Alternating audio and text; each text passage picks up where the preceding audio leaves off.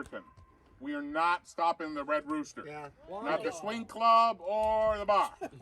No, because right, my of wife time said and no. everything, we'll just wait till we get our parking lot drink on. All right, so You forgot to clear that with the boss. yeah, you're gonna see. Actually, I was. We're stopping at the Red Rooster. We're stopping the Red Rooster. You do or no? Yeah, everybody wants to stop. You guys want to Hey, stop? hey, listen, if we stop there, it's for one beer. That's fine. Who said we're gonna drink? Yeah. Well, I am. And that's one beer. All right, Yeah, just we're so going you to know, you. What are I we don't gonna have a do? problem. We can Get to stop. One shot, that's Listen, guys, listen up. Utah is just 1 hour later. So just so you know, it's Mountain Time as opposed to Pacific.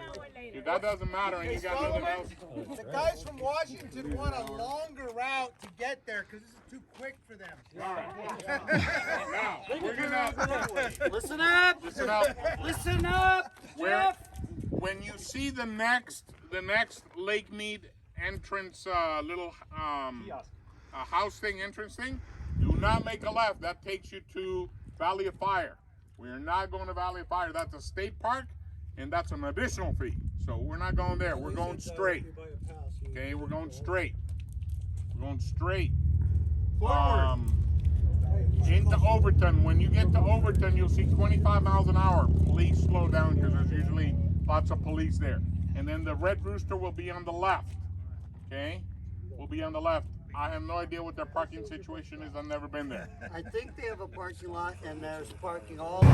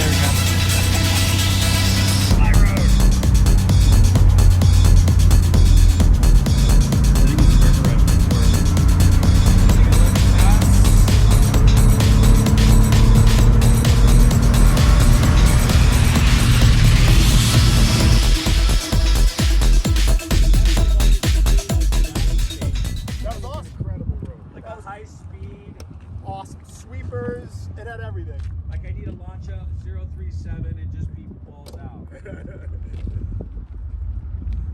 A bars are just slow. Yeah, good.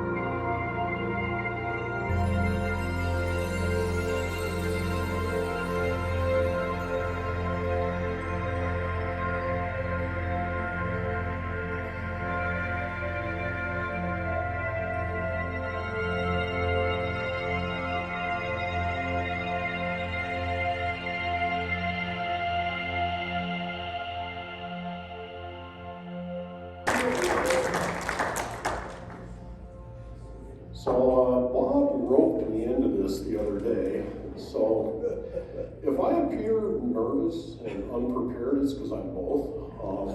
I understand I'm filling some pretty big shoes here.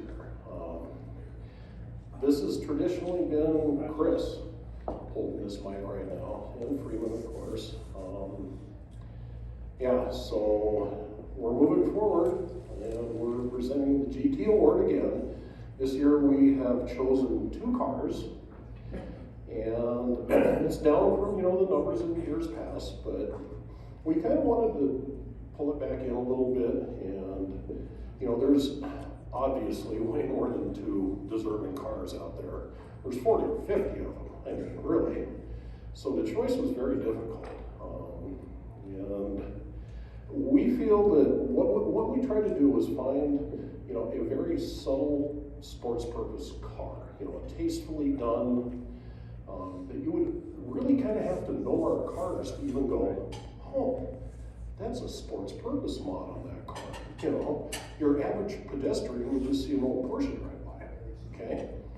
And just something that just kind of, yeah, we get it, that's our kind of car, At the other end of the spectrum, we're looking for a car that has the same tasteful sport purpose modifications on it, but kind of tells you it does, in a big, bold way that says, hey, I'm here, that your average guy would look at and go, that is a cool hot rod Porsche, And we think we found those 2 cars. So while I'm digging these out, well, Bob's digging these out, a couple of books here, courtesy of our good friend Mark, stand up, Mark of the Porsche 911 in competition 1965 to 2010. Michael Kaiser. Michael Kaiser collected these photographs from a number of photographers. He's got an outstanding collection of this kind of material. And this is just kind of a work of his passion putting this together. And Mark 15 reps of this is a full workout. Yeah. So, without further ado, I would like to have Rich Lambert and Dan Reese.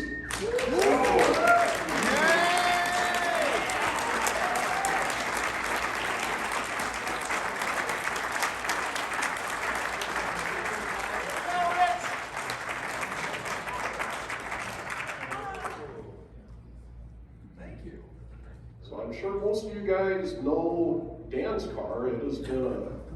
It's been at every Treffen I've ever been to. Beautiful car.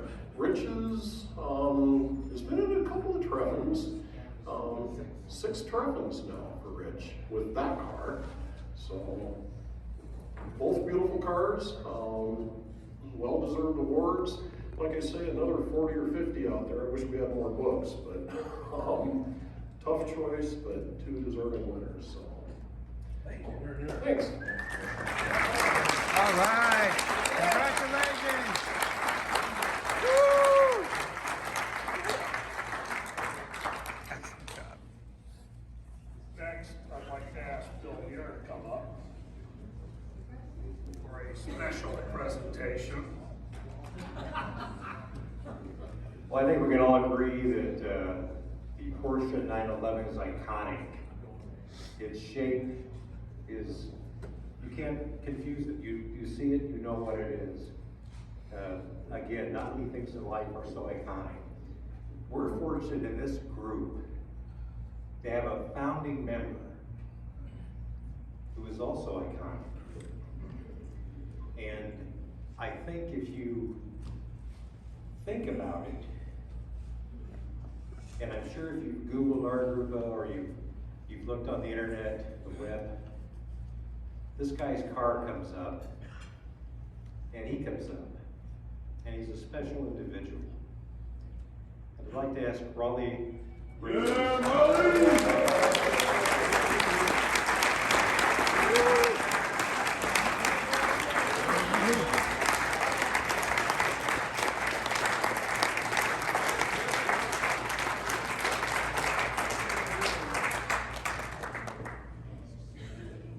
I don't know the exact date, and we really don't care. But we're gonna have everybody sing happy birthday to Raleigh. It was in February, And I just want to say this before we all sing happy birthday to Raleigh. When I grow up, I'm going to be just like Raleigh.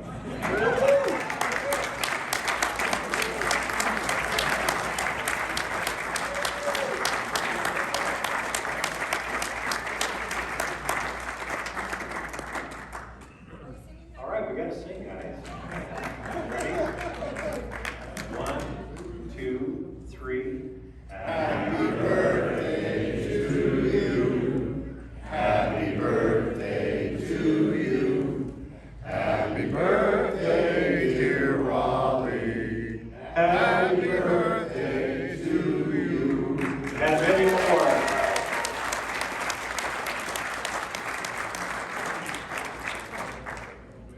Okay, we're a little bit ahead of schedule. 3 minutes. I just want to tell everybody that I'm really honored and humbled to be here and to talk to you, and what a special event. I also want to give a special thanks to Jessica Hardy and the entire R Gruppe family for their support and for really helping bring R Gruppe back. And we've had a long pandemic, and now we're all back together, and we're joined by all of our friends. I also want to talk a little bit about thanking the leadership team. The leadership team started with Bob Ames, and then Jeff Higgins and Michael Aberhart, Bill Muir, Harry Season, thank you, Harry, Dan Byers, Jessica Hargis again, John Gray, and then Mark Curiosity. And I just want to say that the leadership team represents and has been instrumental in the revitalization of our group. And following the loss of Chris and the pandemic, they have made this, traffic possible. I'd like to start. Also, it's very difficult probably to follow Jeff. I'm sure Jeff has got everybody mesmerized now by his life of speed and cinematography and rating and everything else. But to start with, I want to just have a toast to Chris. Yeah. Chris. So I want to say without Chris, there wouldn't be R Gruppe. And I just want to talk a little bit about how it all came about. So going back to 1999, when I saw that excellence article by T-Scout with Chris and his brothers, and we had all of our Gruppe types of people down south as well. Sports purpose, 9/11. We had Roger Grego. We had so many great people. And I'd like to celebrate everybody, being a part of this, and also this isn't about politics. I want to diffuse any kind of politics between any of the people. I want to make sure this is about friendships and loyalty, and it's all about fun and a common passion. When Chris and I first started to brainstorm and came up with the name R Gruppe, it really meant something.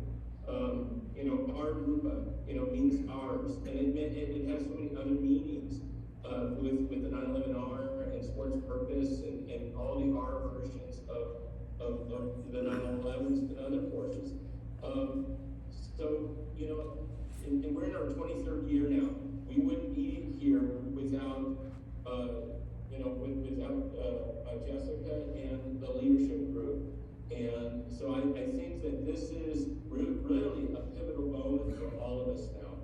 I also want to say that, my journey started really in 1968 when Jeff became my neighbor. And you probably already saw that. I don't know what he showed you in his presentation, but his dad had 1964 9/01, and by the end of 1968, he had already started, his Dad started to take that 901 and put an S-spec motor in it, arm wheels, sport seats, lowered, and that was his dad's everyday transportation. And I was fortunate to be able to ride back of that a few times, and it was really probably inspiring for me in my journey as a designer and going to Porsche and sort of looking further on. And then Jeff had a 914.6 about the same time that I was still riding the Stingray. And so that 914.6 I would watch go from a stock 914.6 to getting factory flares, to slowly getting the wide Fuchs modified to basically a full GT spec, and Jeff still has that today. I also want to acknowledge that without Gary Emmering and the Outlaws, we wouldn't be here. Totally. And that is really a pivotal movement in what happened with early Porsches and that whole movement and the inspiration of R Gruppe. You know, I think that, you know, now that there's a global membership and also that it's loved by Porsche. Porsche embraces R Gruppe. You know, they love the fact that we're just a bunch of demented souls that want to drive these cars and modify them. And even though, you know, an early, you know, pristine 911 is worth so much more today than it was when it first started. I remember we could pick up an early 911 for 10 grand, 15 grand, and didn't think twice about cutting into it. But it's still going on. And R Gruppe really was the group and the club and the movement that brought that whole pop culture of what was going on in the 60s and 70s and even into the 80s into a forum. So that was really big. And we talk also about a lot about what makes R Gruppe.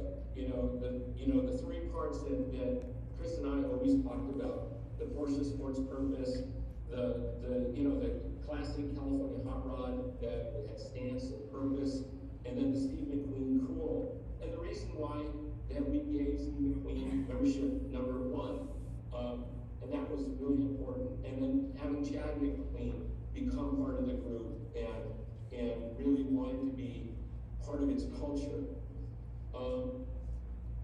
So another thing I want to talk about is that it's about doing your own thing to your early 911. And we've allowed some later 911s that we've backdated in and so forth, but it's all about the sum of the whole. You know, it's that creativity. And creativity is so important in R Gruppe.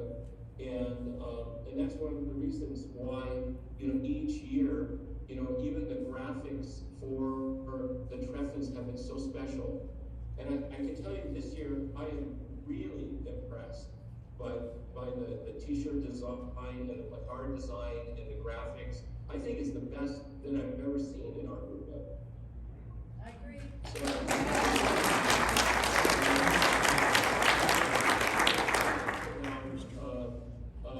The journey that I'm on right now. So, and as somebody might have read, you know, I retired from Ford at the end of 2017, and had the opportunity with my friend to do the acquisition of Myers-Leigh. And that was while Bruce Myers was still alive. And so this is a really special moment because it's part of the vocal culture.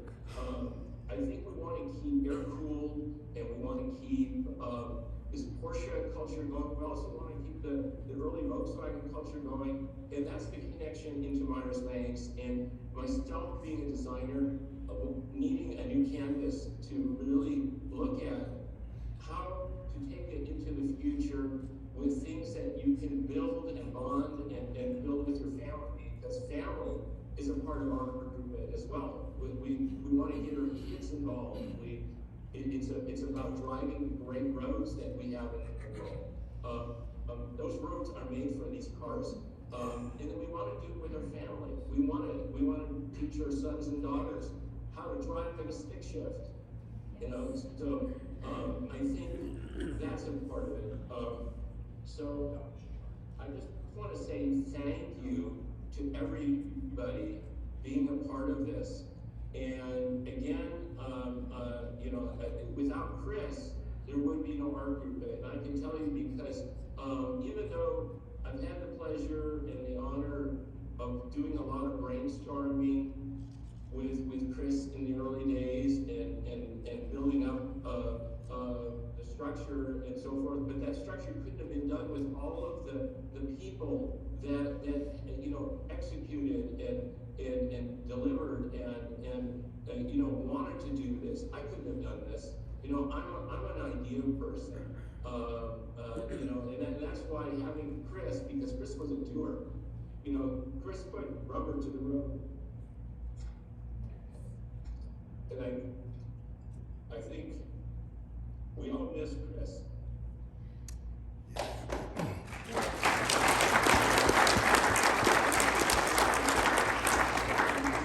And also to Jessica for all of her hard work, initiating everything and getting our group back together. And again, I'm honored and humbled to be a part of it. Thank you.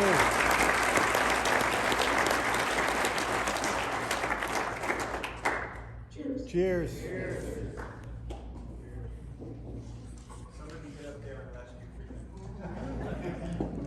Thank you, Freeman.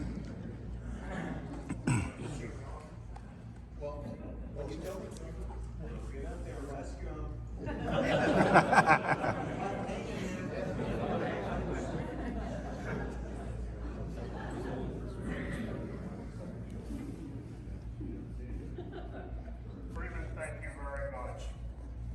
Thank Appreciate you, you Robert. taking the time to come out Thank here. you for having me. Well, we were honored that you joined us tonight. Thank you. Woo.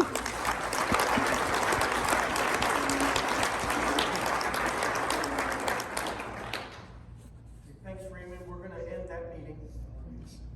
Okay, Harry, thank you. Okay, All right. thanks. Okay, buddy. Bye-bye. Bye-bye.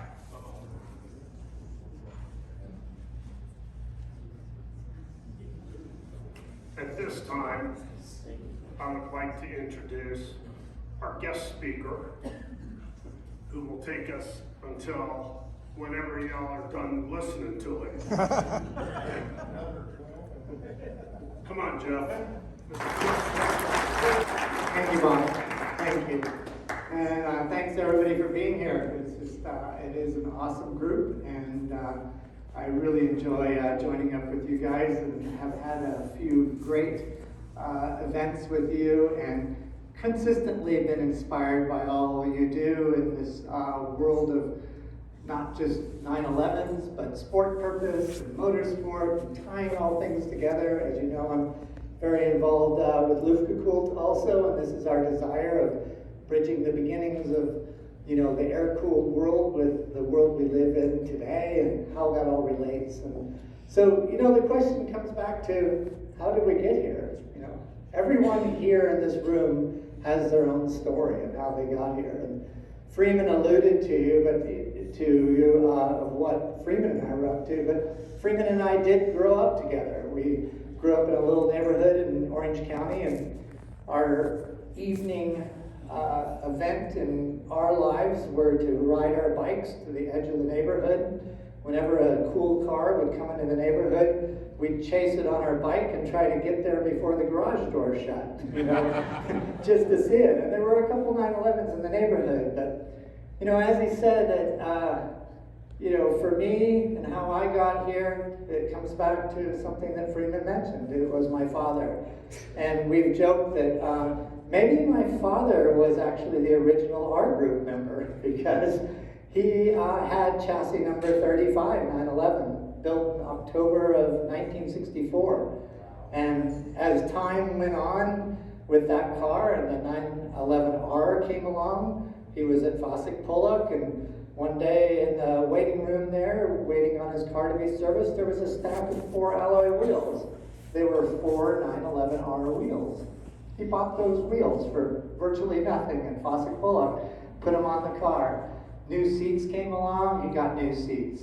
The Bursch made a cool exhaust system that made his car louder and more racy sounding. He bought the Bursch exhaust system. So growing up with my dad and learning to actually drive in that car when I was 15 years old, you know, those are the things that make the impressions on you, that lead you, you know, to that desire to continue to improve or fulfill your own desires of things that you want to represent you through your car. These are things where our cars have become extensions of ourselves and part of our personalities. And certainly for me, and the way that those early experiences immersed me in the world of Porsche that continues to today.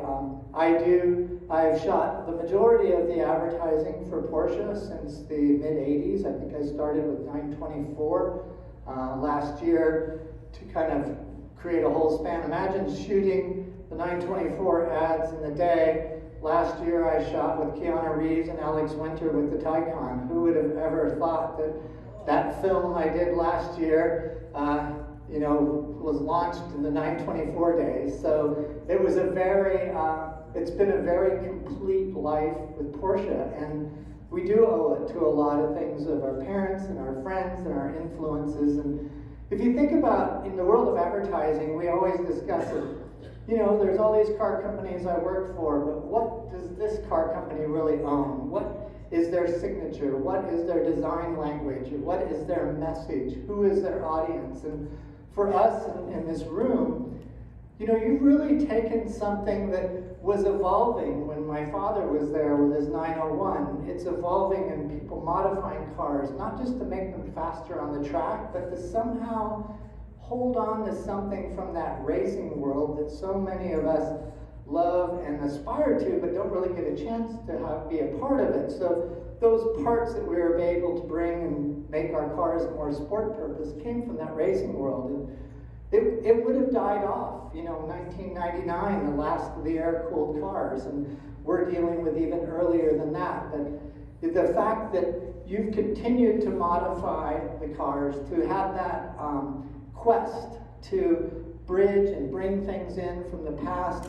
look for new ways to demonstrate the amazing abilities of these cars, not just to take us places, but to inspire us, to entertain us, and to share with everybody else at events like this. It becomes very, very special. So for me, it's always been inspiring to see what you guys do with your cars, and I loved walking through the parking lot. I live in Colorado. I was out in Los Angeles, actually the day before you guys were at Willow Springs. I was at Willow Springs testing my Pikes Peak car for this year that I'm racing with. But as I drove up here, because this is my route to drive back to Colorado, when I pulled into the parking lot here in my truck, and I got out of the truck, and I heard the crack of that exhaust of somebody going down through the gears to turn right into the parking lot. And, you know, just that sound said to me, that's why I'm here. I'm here for this particular sound, this particular thing that takes me back to an article I read in Road and Track magazine. It was a story about Vic Elford and a rally. And they called the sound of Vic Elford's car racing on a rally in Sweden, I believe. They said that sound of his exhaust was like dried peas in a can. And I remember that description in Road and Track magazine. And for me to get to know Vic Elford along the way and kind of meet your hero, in that case, of somebody who inspired me so much reading the pages of Road and Track.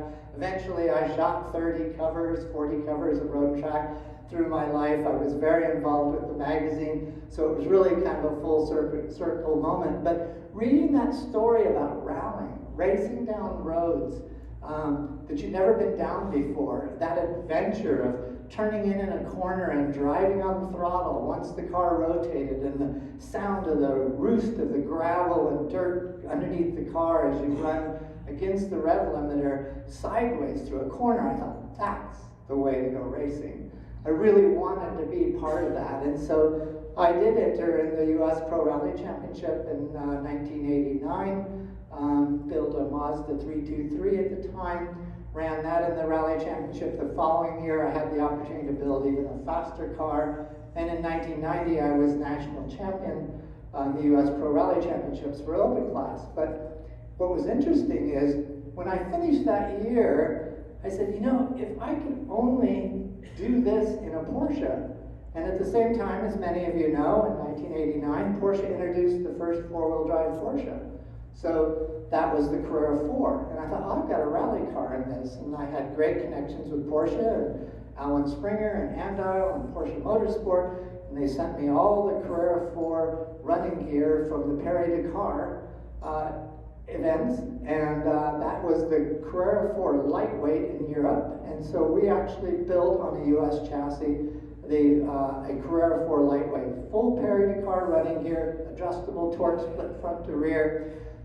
They built an amazing car for me, and we started running in the Pro Rally Championship in 1993. We had a couple wins that year. We got a few things under control in 94 through the winter testing, and in 94 started winning again, and Porsche suggested to me that I could maybe run Pikes Peak, but I said I needed a turbo motor. So they, for the altitude at Pikes Peak, so they pulled from the IMSA Supercar Series, the car that Hans Stuck and Hurley Haywood were driving in, a 3.8 liter, a turbocharged motor, 550 horsepower single turbo motor, put that in the same rally car I'd driven for a year in the Rally Championship. And it was amazing to sit in that little car, reach out to the steering wheel, a car that I had driven for about 16 months with 300 horsepower, and suddenly have 550 horsepower, single turbocharged power at Pikes Peak for my first run at Pikes Peak in a Porsche. And so we went on in 1994. I had a real wake-up call on the first day of practice. On my second run, I did something I've never done again at Pikes Peak, because you only want to do this once. I went over the edge in a braking zone that I ran too deep, because I was clearly thrilled with 550 horsepower. I just didn't know how to stop it. So that was my start. We spent a few days getting the car back on the road and running. We were able to run each day, but I came back and won the open class in 1994 at Pikes Peak, and I was hooked. And so this bridge, but this Pikes Peak, again, I think a lot of people in this room will remember, to see Michel Moulton and Walter Roll driving Audi Sport Quattros up the side of this mountain, again in the pages of Road and Track that I had lived through, reading, and while I was shooting for Road and Track magazine, to get to go there and actually compete. So, in just a few weeks, I'll be back at Pikes Peak. It's my 20th year to run there. I've run 14 different Porsches over those 20 years.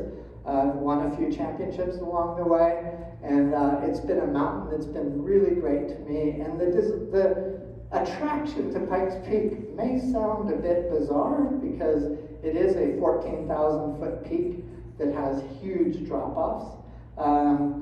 I say that if you make a mistake at Pikes Peak, you have time to think about what you did wrong before you hit anything. There's a lot of space between you and Colorado Springs when you're up at 14,000 feet. But it is a really special place. And for me to have transitioned from the first runs I ran there, where the road was 12 and a half miles, all dirt, to when it was mixed surfaces from pavement to dirt, to finally now in the pavement, it's a really special place. It's a place that I really call home in my motorsport life. And again, to have been inspired by the drivers early on, from the Porsche side, we had Robert Donner, who drove a RSK up there in the day, multiple early 356s, and then on to the 911 era. But I really felt fortunate to be part of it. But it's the mountain the way it's a living organism. It's a place that is constantly changing, and a place that, as you as a driver, you have to shed everything away and leave the line because there's no pit stops. There's no additional laps. It's one run on Sunday to the top of the mountain.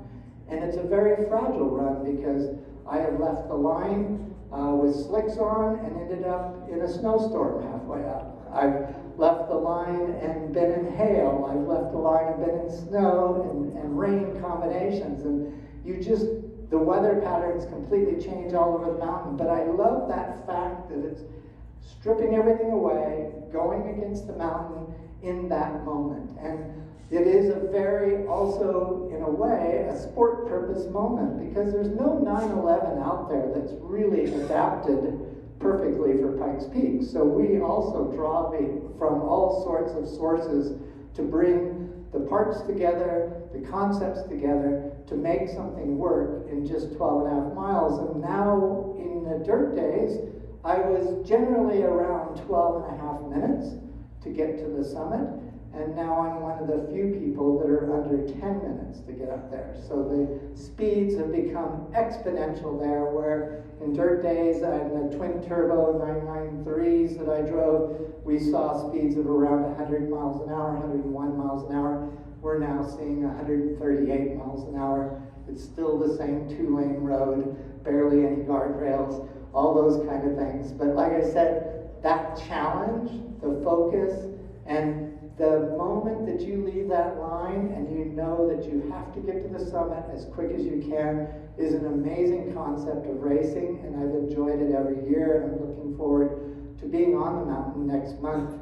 So it'll be a very, very special kind of culmination. Also, it's the 100th running of Pikes Peak next month. It's the second oldest race in America. Only the Indy 500 is older than that race, and we've had many of the Indy drivers back in the day, of the Unsers and the Parnelli Jones, and lots of great names from the beginning that made that race famous. But coming back to that full circle, you can see that to think that Freeman and I rode our bikes around the neighborhood to chase some Bahama yellow 911S before the garage door would shut, that would bring us all to this point, and all of us, kind of wonder at some point in our life, how did we get here? That's how I got here. Each one of you have your own story, but thank you for along the way, you guys inspiring me, inspiring everybody else in the room with all these nuances, all these things that you've paid attention to with your cars, the shared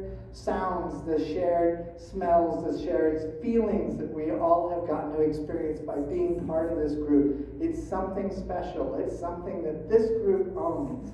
And it's something that you want to hold close to you, just in the same way when I got out of my truck today and I heard that dried peas in a can sound driving up the street. Those are the inspirations for all of us. It's something that is rapidly going away, so hold on to it, continue to inspire, and thank you everybody for being here.